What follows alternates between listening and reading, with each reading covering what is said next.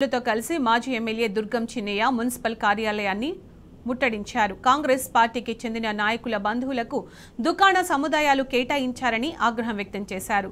సాక్షాత్తు కలెక్టర్ ఆధ్వర్యంలో అవకతవకలకు పాల్పడ్డారని ఆరోపించారు.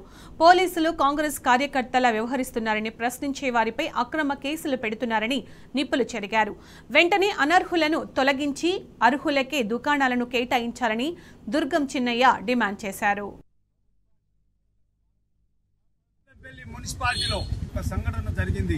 తెలంగాణ రాష్ట్ర ముఖ్యమంత్రి రాష్ట్రంలో ఏ విధంగానైతే దుర్భిష్టమైనటువంటి పాలన జరుగుతున్నదో, అవినీతి పాలన జరుగుతున్నదో, దాంట్లో ముఖ్యంగా బెల్లంపల్లిలో మరి ఏ విధంగా జరుగుతుందో, బెల్లంపల్లి మున్సిపాలిటీలో ఈ బెల్లంపల్లి టౌన్ పరిధిలో ఇంటిగ్రేటెడ్ మార్కెట్ కట్టడం జరిగింది. గత ప్రభుత్వంలో మొట్టమొదటిగా 2 కోట్ల రూపాయలతోని దాన్ని కంప్లీట్ చేయడం జరిగింది.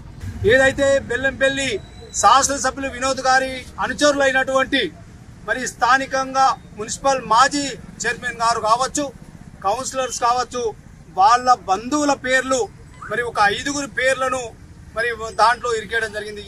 మరి జిల్లా కలెక్టర్ గారి సమక్షంలోనే ఈ విధంగా ఇక్కడ ఉన్నటువంటి కమిషనర్ గారు, ఇక్కడి సిబ్బంది మరి ఇంత అవినీతికి పాల్పడితే మున్సిపల్ కమిషన్ కలవడానికి వస్తే ఇవాళ పోలీస్ అధికారులు మరి గేట్లకు తాళాలేసి మమ్మల్ని పోనివ్వకుండా అడ్డుకోవడం జరిగింది.